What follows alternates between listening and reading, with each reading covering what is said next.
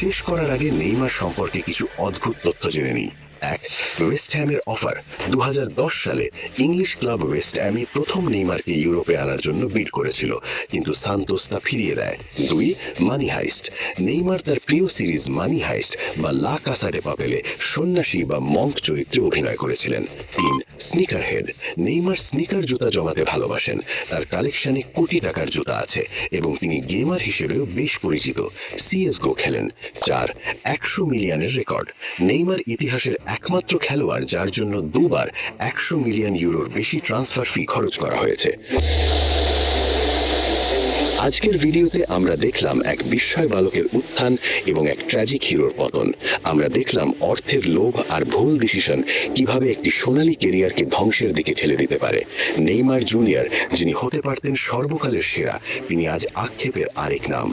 তার ট্যালেন্ট নিয়ে কারো কোনো সন্দেহ নেই, বল পায়ে তিনি জাদুকর, কিন্তু প্রতিভা থাকলেই যে কিংবদন্তি হওয়া যায় না, তার সবচেয়ে বড় উদাহরণ নেইমার। দর্শকদের কাছে আমার প্রশ্ন, নেইমারের এই করুণ পরিণতির জন্য আসলে কে বা কি বেশি দায়ী? এক, কলম্বিয়ার সেই অভিশপ্ত ইনজুরি। দুই, তার লাগামহীন নারী কেলেঙ্কারি ও জীবনযাপন। নাকি তিন, বাবার প্ররোচনায় বার্সেলোনা ছেড়ে টাকার লোভে PSG-তে যাওয়া? আপনার মতামত কমেন্টে অবশ্যই জানান। 2026 বিশ্বকাপে কি আমরা আমাদের পুরনো নেইমারকে দেখতে পাবো, নাকি এখানেই শেষ এই জাদুকরের গল্প? ভিডিওটি ভালো লাগলে লাইক দিন।